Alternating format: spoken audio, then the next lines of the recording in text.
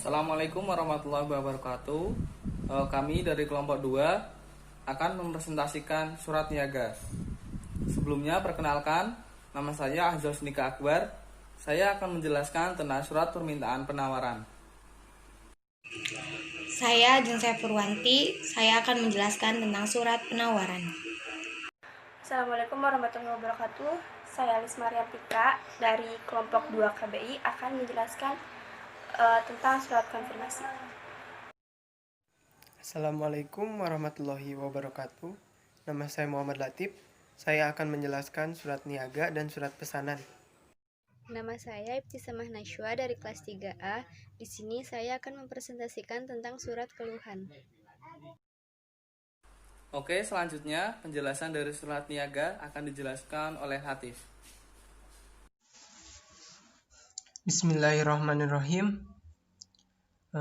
Saya akan menjelaskan surat niaga. Yang pertama, pengertian surat niaga. Surat niaga adalah surat yang dibuat oleh orang-orang atau suatu badan usaha atau perusahaan untuk mencari keuntungan.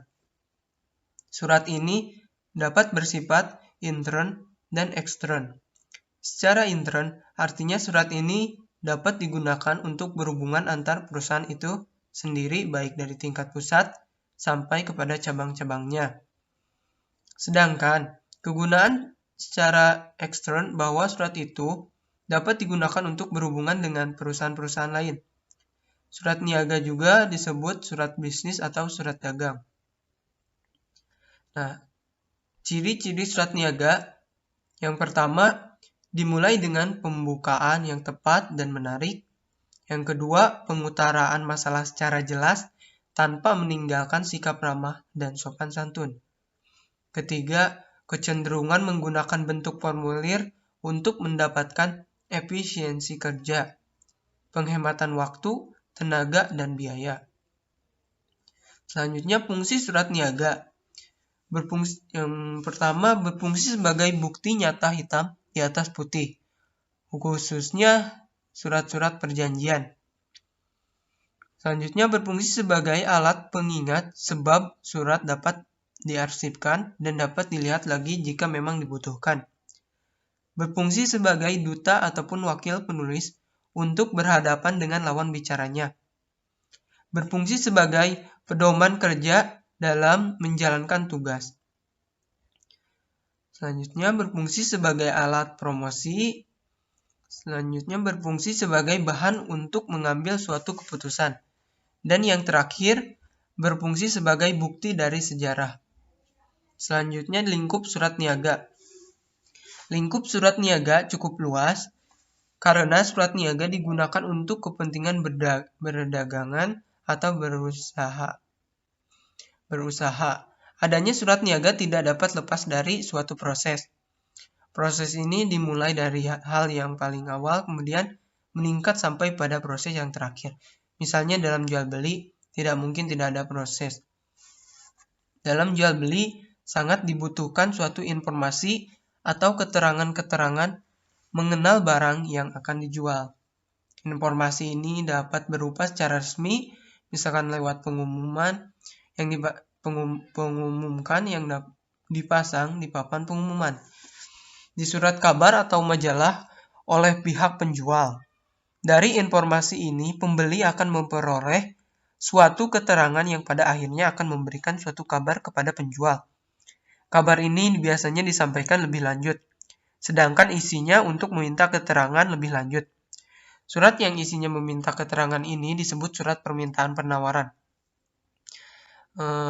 Intinya dari lingkup surat niaga ini dalam jual beli, dari proses awal yaitu adanya penawaran suatu barang atau kita inisiatif sendiri untuk membeli barang itu, dan ada permintaan penawaran, ada pesanan, dan pengiriman barang atau pesanan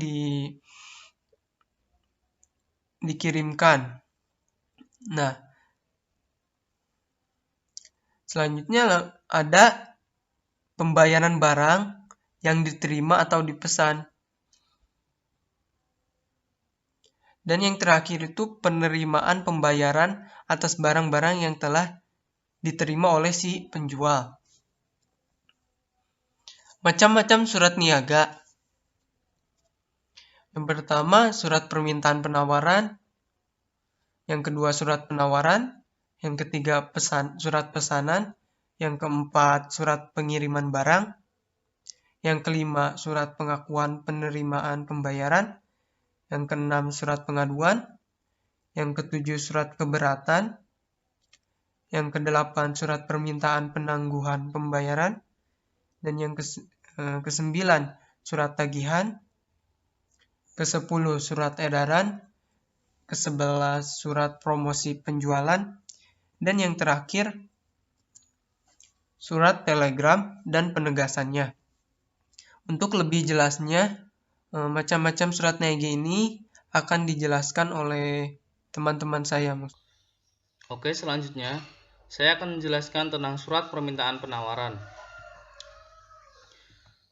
Pengertian sendiri dari surat permintaan penawaran adalah surat yang dikirimkan oleh calon pembeli kepada calon penjual, di mana isinya dimaksudkan untuk meminta keterangan mengenai suatu barang yang diinginkan. Di dalam surat permintaan penawaran ini, maka calon pembeli akan menuliskan informasi apa saja yang dibutuhkan. Biasanya informasi umum yang dibutuhkan calon pembeli meliputi daftar harga barang, syarat-syarat pembayaran, kapasitas atau ketersediaan barang, kualitas, cara pemeliharaan, diskon yang bisa diberikan, dan lain sebagainya.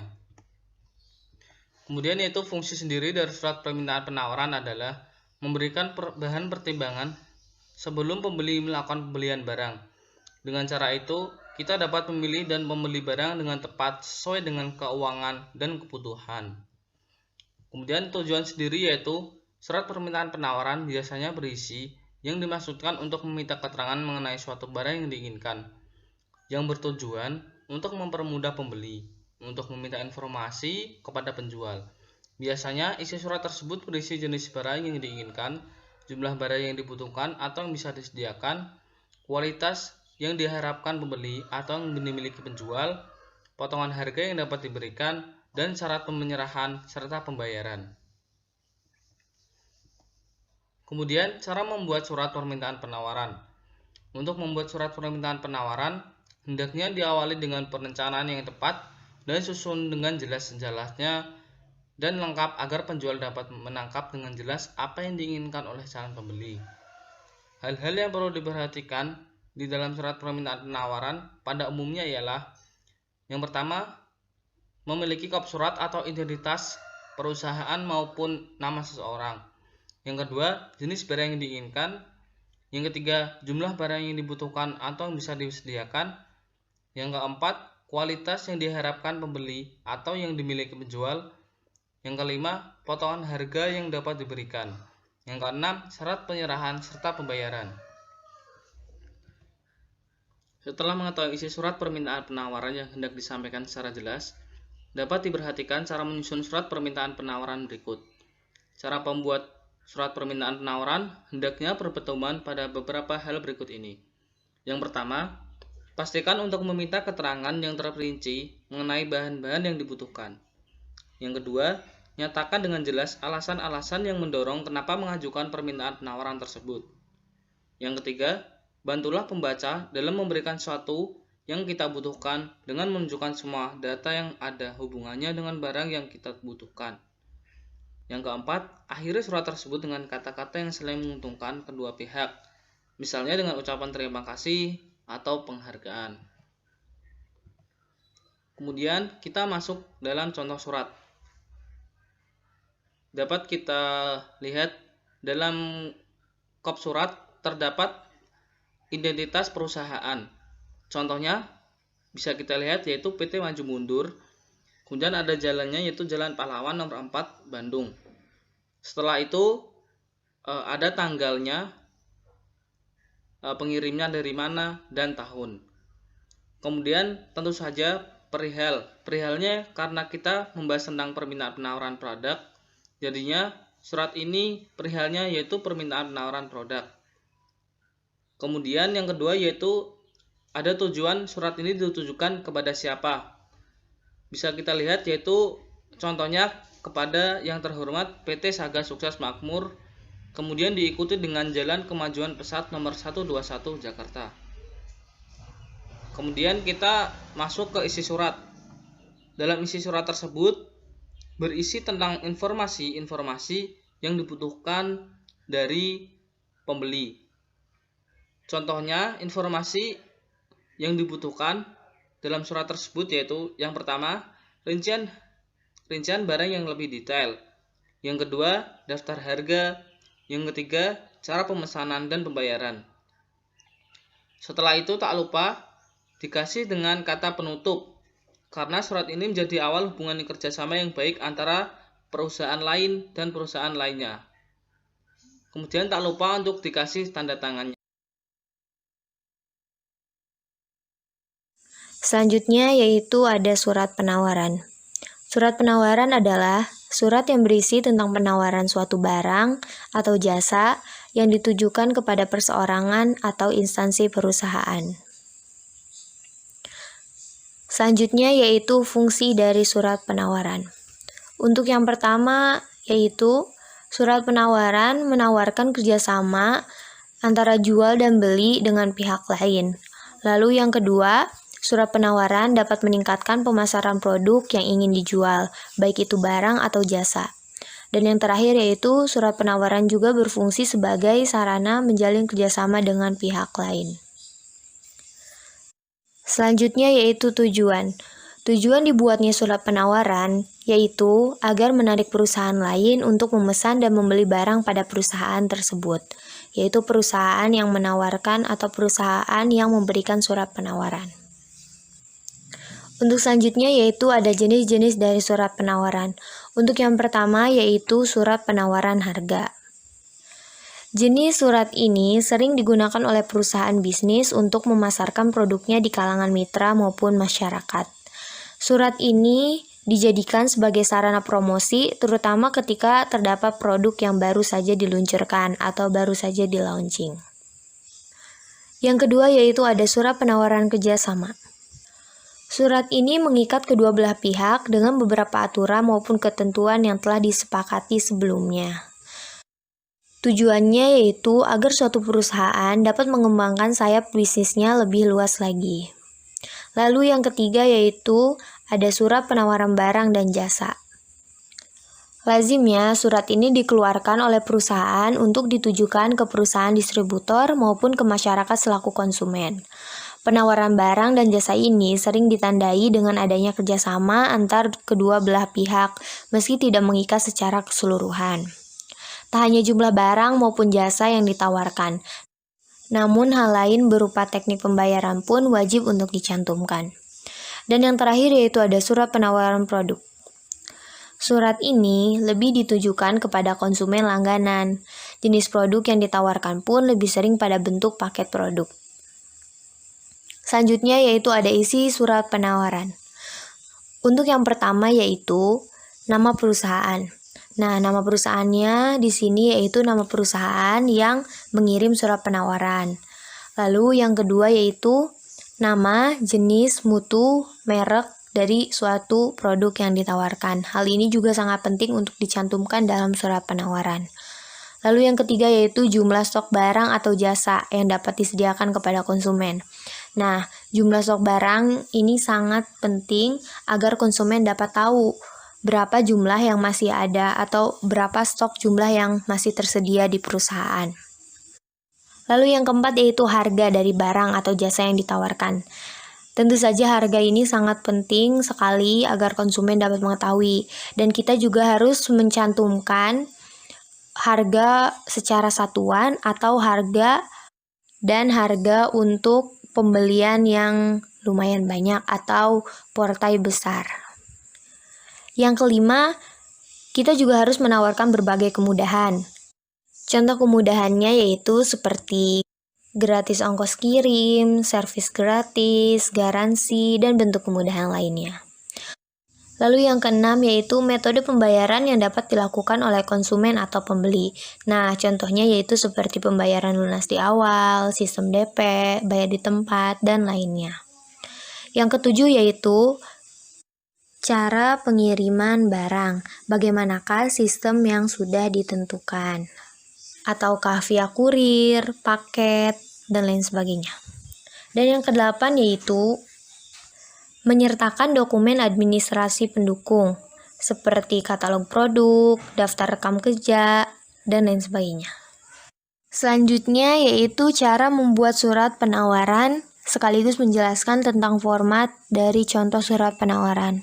Di sini ada dua contoh surat penawaran, yaitu surat penawaran produk dan surat penawaran jasa. Baik, untuk yang pertama yaitu kop surat. Nah, pada bagian kop surat ini harus dilengkapi dengan informasi mengenai perusahaan yang memberi sebuah penawaran atau yang memberikan surat penawaran. Contohnya, nama perusahaan, alamat perusahaan, kontaknya itu berupa telepon atau email atau fax. Lalu yang kedua yaitu kepala surat. Biasanya pada bagian kepala surat dicantumkan keterangan mengenai hal-hal seperti tanggal pembuatan surat, nomor surat, lampiran, perihal, dan alamat tujuan surat. Lalu yang ketiga yaitu kata pembuka. Biasanya, kata pembuka surat pada paragraf pertama berisi kata dengan hormat, sama seperti surat-surat pada umumnya, dan penjelasan singkat mengenai alasan pengiriman surat penawaran. Lalu yang keempat yaitu ada isi surat. Nah, pada bagian isi surat, dijelaskan secara detail mengenai produk dan harga yang sedang ditawarkan kepada calon konsumen atau pembeli. Isi surat penawaran akan lebih jelas jika disertakan dengan keterangan tambahan dan bagian lampiran. Lampirannya ini dapat berupa katalog atau lain sebagainya. Lalu yang kelima yaitu penutup surat. Pada bagian penutup surat, berisi himbauan dan harapan kepada calon konsumen atau pembeli agar menjalin kerjasama dengan pihak pemberi penawaran. Dan yang terakhir yaitu tanda tangan. Tanda tangannya yaitu tanda tangan yang menulis surat tersebut. Baik, sekian penjelasan dari surat penawaran. Terima kasih.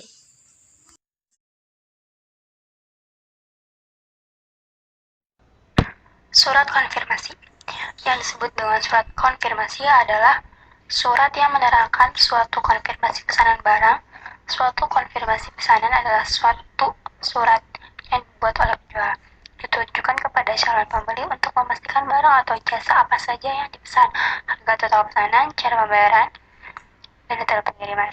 Informasi yang ada di dalam surat konfirmasi pesanan adalah salah satunya harga total pemesanan, cara pembayaran, dan detail pengiriman. Tujuan surat konfirmasi adalah untuk mengetahui barang yang kita kirim sudah sampai ke tujuan atau belum. Tujuan dari surat pemesanan barang yaitu tentu saja untuk memesan suatu barang atau jasa yang diinginkan oleh perorangan ataupun instansi. Adanya surat pemesanan barang yaitu agar apa yang dipesan jelas dan sesuai dengan maksud.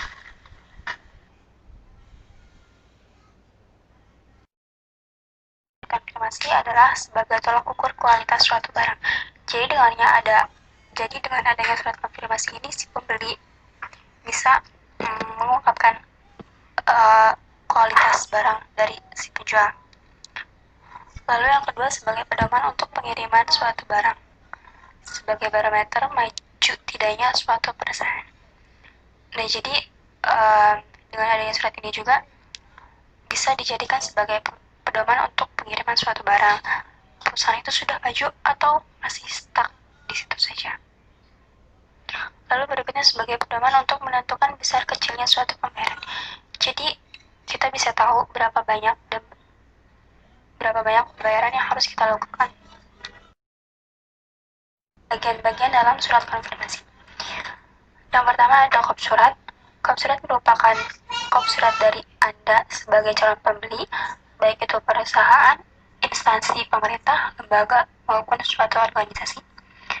Yang kedua, nama kota dan tanggal merupakan nama kota di mana surat tersebut diterbitkan dan tanggal dari penerbitan surat tersebut.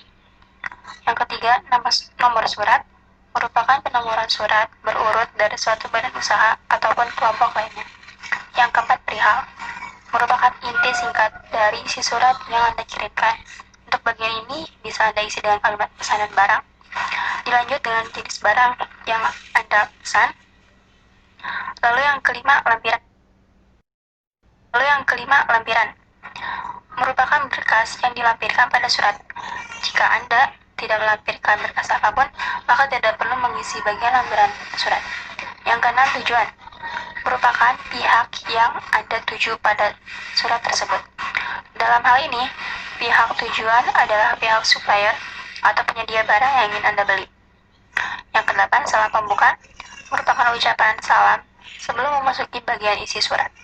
Pada bagian ini Anda bisa menulis dengan hormat yang memang paling sering digunakan. Yang kedelapan, isi surat. Merupakan bagian terpenting pada setiap surat. Pada bagian ini, Anda bisa menyebutkan mengenai barang yang ingin Anda beli beserta jumlahnya. Anda pun bisa mencantumkan mengenai tata cara pembayaran yang akan Anda lakukan atas pembelian barang-barang tersebut. Yang sembilan, salam penutup. Merupakan ucapan terima kasih dan harapan agar pesanan Anda segera diproses dengan segera dikirimkan jika Anda berada pada kota yang berbeda dengan pihak supplier. Yang terakhir, nama dan tanda tangan. Merupakan nama dan tanda tangan pemimpin ataupun pejabat atau staf yang ditunjuk oleh pemimpin untuk menandatangani surat tersebut. Berikut adalah salah satu contoh surat konfirmasi. Nah, ini adalah salah satu contoh surat konfirmasi pesanan. Di dalam surat ini dijelaskan bahwa sang pembeli tertarik dengan produk yang ditawarkan oleh si penjual kepada mereka sehingga mereka berniat untuk memesan. Karena ini sudah jelas surat konfirmasi, maka di dalam perihal tertulis surat konfirmasi. Di sini disebutkan, bersama surat ini kami sampaikan bahwa kami tertarik dengan produk yang saudara tawarkan. Selanjutnya kami menetapkan untuk memesan barang-barang sebagai berikut. Nah, di dalam kata bersama surat ini kami sampaikan bahwa kami tertarik itu sudah termasuk ke dalam konfirmasi atau pemberitahuan. Jadi ini yang disebut surat konfirmasi atau surat pemberitahuan. Lalu pada bagian isi pula di sana terdapat barang-barang yang akan dipesan oleh mereka apa saja. Lalu di bagian penutup atau akhir mereka mengkonfirmasikan kembali bahwa mereka menunggu barang pesanan datang selambat-lambatnya pada tanggal 9 Mei 2017 sekaligus pembayaran. Lalu seperti biasa diakhiri dengan salam penutup, nama dan tanda tangan. Bismillahirrahmanirrahim. Assalamualaikum warahmatullahi wabarakatuh. Saya Muhammad Latif, saya akan menjelaskan tentang surat pesanan. Oke, yang pertama pengertian surat pesanan. Surat pesanan adalah surat yang dibuat oleh calon pembeli kepada penjual yang berisi pesanan pembelian barang-barang. Surat pesanan harus disusun dengan bahasa yang jelas, singkat, dan terperinci. Atau juga surat pesanan yaitu surat yang berisi tentang pemesanan suatu barang. Surat pesanan ini dibuat karena adanya penawaran dari penjual. Selain itu, surat pesanan juga dibuat karena adanya sebuah iklan di majalah atau surat kabar. Ada juga surat pesanan dibuat atas inisiatif sendiri karena keberadaan barang atau jasa telah diketahui oleh calon pembeli di pasaran. Hendaknya surat pesanan harus disusun dengan bahasa yang jelas, singkat, terperinci, sehingga penjual bisa dengan mudah memahami maksud pembeli. Kita masuk ke bagian-bagian surat pesanan. Pertama, kop surat. Merupakan kop surat dari Anda sebagai calon pembeli, baik itu merupakan instansi pemerintah, lembaga, maupun organisasi. Nama kota dan tanggal merupakan nama kota di mana surat tersebut diterbitkan dan tanggal dari penerbitan surat tersebut. Nomor surat merupakan penomoran surat berurut dari suatu badan usaha ataupun kelompok lainnya. Masih bagian-bagian surat pesanan. Perihal merupakan inti singkat dari isi surat yang Anda kirimkan. Untuk bagian ini Bisa Anda isi dengan kalimat pesanan barang, dilanjut dengan jenis barang yang ingin Anda pesan. Lampiran merupakan berkas yang dilampirkan pada surat. Jika Anda tidak melampirkan berkas apapun, maka tidak perlu mengisi bagian lampiran surat. Tujuan merupakan pihak yang Anda tuju pada surat tersebut. Dalam hal ini, pihak tujuan adalah pihak supplier atau penyedia barang yang ingin Anda beli. Selanjutnya, bagian-bagian surat pesanan. Salam pembuka merupakan ucapan salam sebelum memasuki bagian isi surat. Pada bagian ini Anda bisa menulis dengan hormat yang memang paling sering digunakan.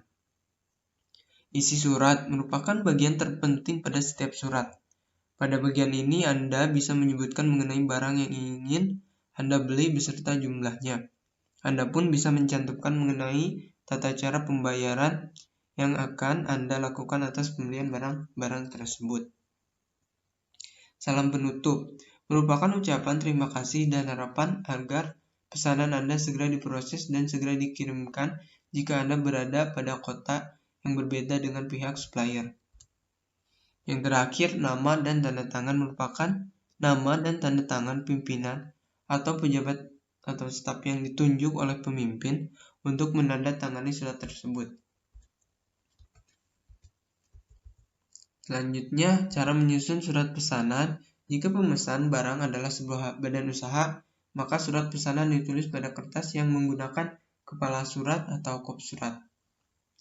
Jika pemesanan barang dilakukan oleh pihak pribadi, maka surat pesanan cukup ditulis pada kertas folio atau kertas putih asalkan pantas dan sopan. Di bagian sudut kanan atas dituliskan tanggal pemesan, kemudian di sebelah kiri atas di bawah tanggal dituliskan nomor surat lampiran setelah hal. Jika pesanan tersebut dibuat berdasarkan dari surat penawaran, maka sebutkan bahwa surat penawaran telah diterima. Selanjutnya, jelaskan jenis-jenis barang yang Anda pesan, misalnya ukuran, warna, jenis, serta kualitas barang.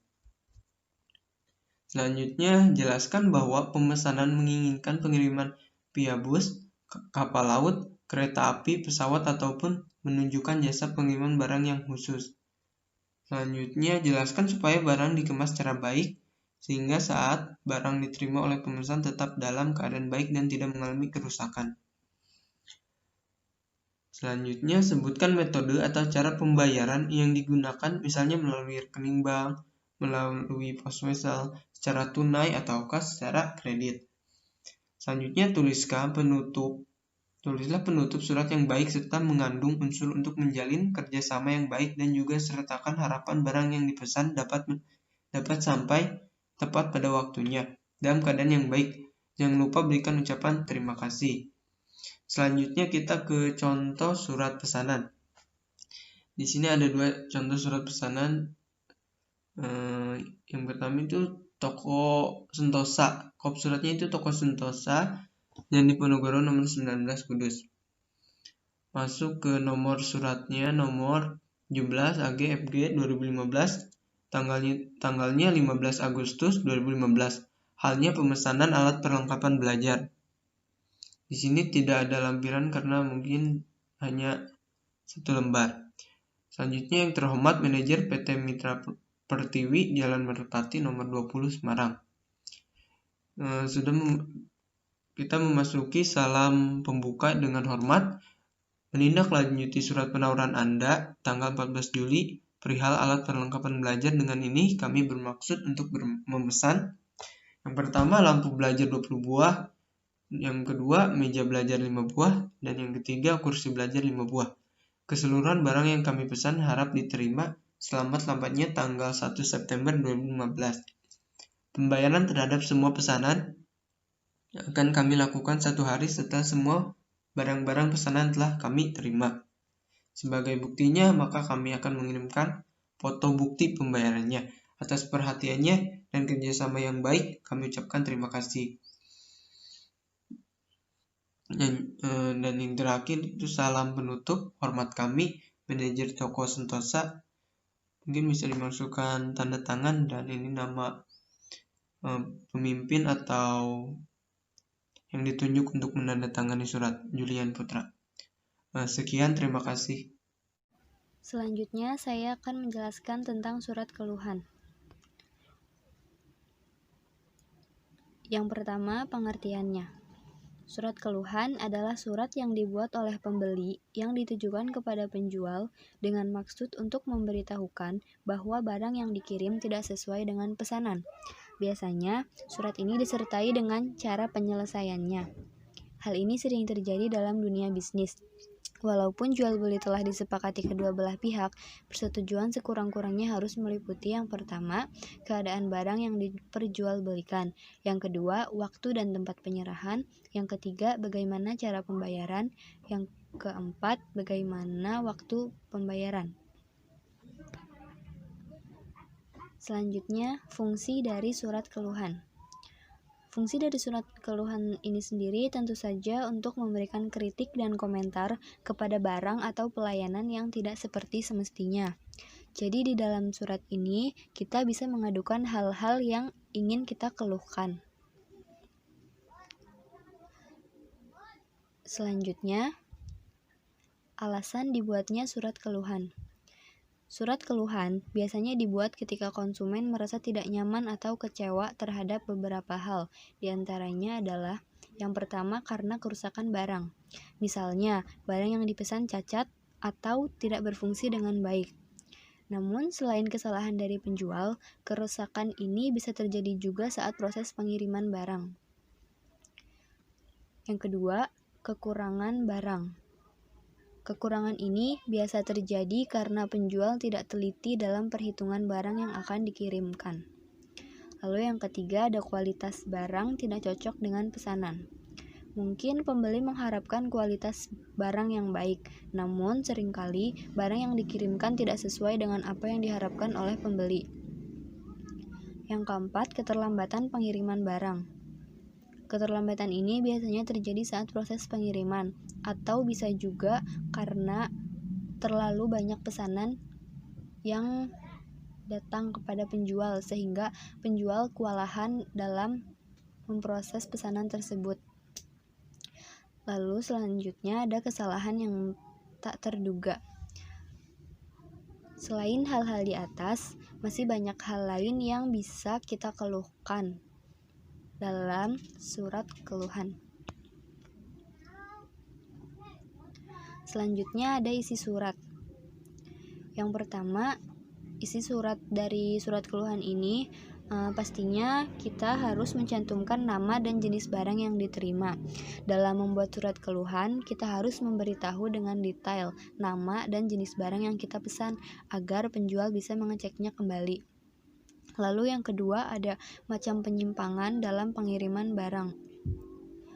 Seperti yang sudah saya jelaskan tadi, ada banyak macam penyimpangan yang bisa terjadi dan bisa kita buat menjadi surat keluhan.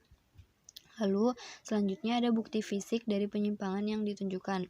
Nah, hal ini merupakan hal terpenting ya dalam membuat surat keluhan, karena kita sebagai pembeli pastinya harus menunjukkan bukti-bukti agar penjual percaya bahwa kita memang benar-benar membeli barang di tempatnya dan barang itu misalnya rusak atau lain sebagainya. Lalu yang terakhir, kita harus mencantumkan cara penyelesaian yang diinginkan. Sebaiknya kita memberitahu kepada penjual penyelesaian apa yang kita inginkan dari masalah yang kita keluhkan.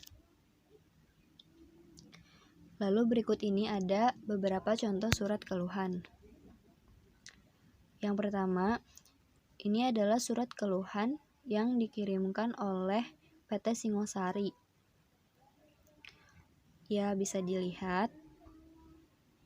Isinya di sini menjelaskan tentang bahwa barang-barang peralatan kantor yang dipesan tanggal 1 Maret 2014 dengan nomor pesanan tersebut. Dalam surat pesanannya tercantum pesanan sebagai berikut: 350 rim HVS A4 dan 250 rim HVS F4. Nah, di sini kita menjelaskan nama dan jenis barang yang kita pesan. Lalu selanjutnya pada saat kami periksa ternyata HVS A4 kurang 2 rim dan HVS F4 kurang 1 rim. Nah, di sini si pembuat surat menjelaskan penyimpangan yang terjadi yang dia keluhkan. Kami mengerti bahwa hal ini terjadi karena tidak sengaja. Nah, untuk itu kami mohon kekurangan tersebut segera dikirimkan. Nah, ini adalah bagian penyelesaian yang diinginkan oleh si pembeli. Ya, seperti itu. Lalu kita juga harus ada tanda tangan, harus ada nomor suratnya, dan sebagainya. Lalu ada contoh yang kedua, ini dikirimkan oleh perorangan, bukan oleh kalau yang tadi itu kan oleh perusahaan oleh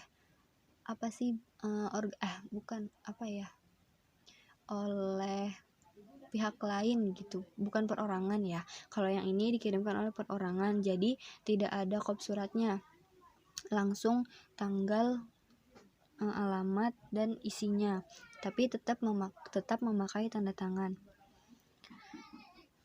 Ya, bisa dilihat sendiri isinya seperti itu.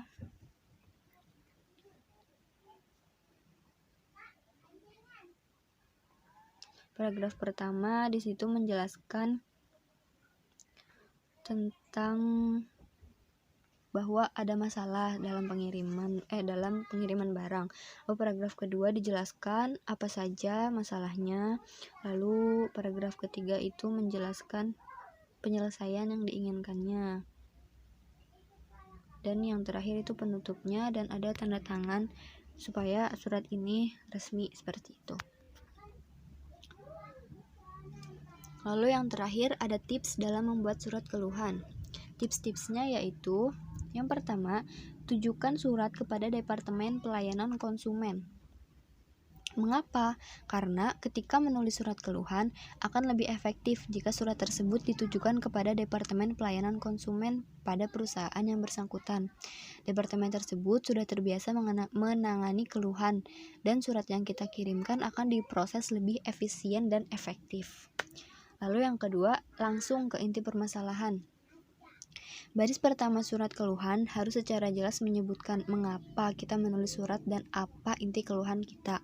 Berikan fakta terkait sebanyak mungkin, termasuk tanggal, waktu, dan lokasi di mana kita membeli produk atau mendapatkan pelayanan, disertai nomor seri atau model yang relevan. Lalu yang ketiga ada, tuliskan secara spesifik penyelesaian seperti apa yang kita inginkan. Jadi jika kita ingin barang pengganti, uang kembali, atau reparasi, atau bentuk kompensasi lainnya, tuliskan secara jelas pada paragraf kedua. Lakukan hal ini agar surat kita tidak dibalas dengan surat berbentuk template. Ini juga bisa memberikan penerimaan surat sesuatu untuk diusahakan. Lalu jangan mengancam untuk membawa permasalahan ini ke meja hijau pada komunikasi pertama. Jadi saat kita membuat surat keluhan, jangan kita langsung menyebutkan bahwa akan dibawa ke ranah hukum, jangan seperti itu. Lalu selanjutnya ada lampirkan salinan dokumen yang mendukung. Mengapa kita harus melampirkan dokumen-dokumen penting? Karena sebagai bukti agar penjual itu percaya bahwa kita benar-benar membeli produk di situ gitu. Dokumen yang mendukung itu bisa nota pembelian, kartu garansi, atau bukti pembayaran. Bisa juga kita melampirkan foto atau video barang yang kita beli gitu. Lalu selanjutnya berikan mereka batas waktu untuk menyelesaikan masalah. Hal ini akan membantu memberikan periode waktu yang tepat untuk penyelesaian masalah. Ini juga memberikan kita ketenangan dan membantu penyelesaian masalah secara cepat. Lalu yang terakhir, tutup surat dengan hormat. Ucapkan terima kasih kepada penerima surat atas bantuannya dan berikan informasi kapan dan bagaimana kita dapat dihubungi untuk penyelesaian masalah. Ini akan mempermudah pekerjaan mereka dan memberikan hasil yang lebih efisien untuk penyelesaian masalah. Terima kasih. Mungkin itu saja yang bisa kami sampaikan. Mohon maaf jika banyak kekurangan. Wabillahi taufik wal hidayah. Wassalamualaikum warahmatullahi wabarakatuh.